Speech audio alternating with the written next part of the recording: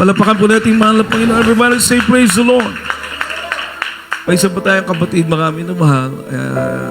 Yung Yolanda po ito, minamahal. Sa Leyte.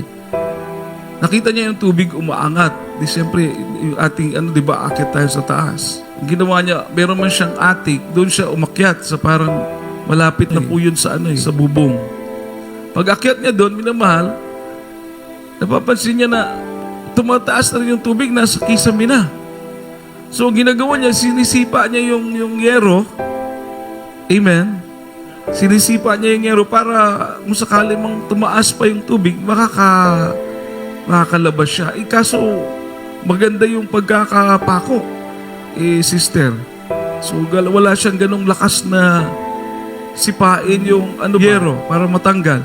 So, mga minamahal, hanggang natapos yung tubig, nakita yung baha, yung ulan, nakita niya yung tubig, bumaba ng bumaba, mula doon sa kanyang kisame, bumaba, minamahal.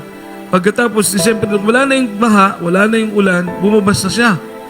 Paglabas siya, minamahal, nagulat yung kapitbahay. Sabi, saan ka galing? Sa bahay ko. Bakit?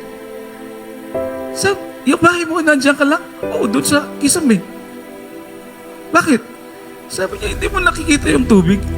Ito, nasa halos third floor na ng bahay ng kapitbahay niya. Yung bahay niya, hindi po second floor, walang second floor. Ano lang? Oo, first floor lang. Amen.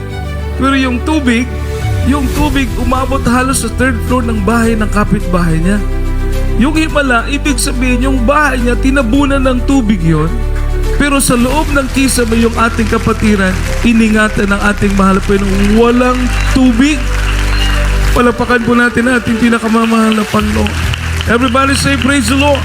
Everybody say praise the Lord. Kaya ang Diyos po natin ay Diyos ng himala.